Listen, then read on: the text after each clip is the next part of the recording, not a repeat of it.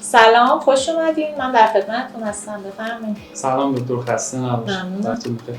من چند وقتی ریزش مو شدید دارم. یعنی همین حالت عادی دست میکشم کلی مو تو دستم میاد.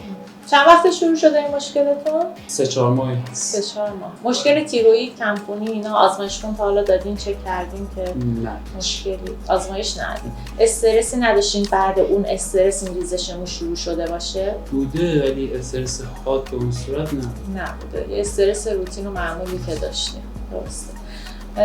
بعد چه وقتایی حالا تشدید میشه؟ مثلا این ریزش مو آیا تو این 3-4 ماه اخیر دائمی بوده یا نه مثلا یه ماه بوده یه ماه نبوده؟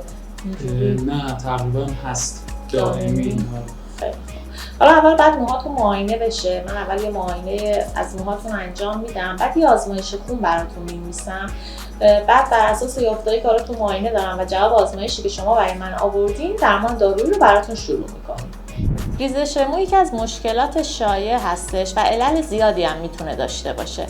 از جمله استرس‌های حادی که به بدن وارد میشه، استرس‌های جسمی و یا روحی میتونه یکی از عللش باشه. بعضی از بیماری‌های جسمی مثل مشکلات تیروئید، انواع کم‌خونی‌ها میتونن باعث ریزش مو بشن. داروهایی که بعضی از مراجعین استفاده میکنن، بعضی از انواع داروها خودشون میتونن باعث ریزش مو بشن یا ریزش مو رو تشدید بکنن. بعضی از انواع ریزش مو الگوهای ارثی داره و ریزش موهای ارثی هورمونی نام دارن. اینکه ریزش موی شما درمانش چیه بستگی داره که علتش چی باشه و علت ریزش مو بعد از معاینه و انجام آزمایشات لازم مشخص میشه و بعد بر اساس تشخیص علت ما درمان رو شروع میکنیم و گاهی اوقات علاوه بر درمان دارویی کنارش از درمانهای کمکی مثل مزوتراپی و PRP هم استفاده میشه تا بتونیم ریزش مو رو سریعتر کنترل بکنیم.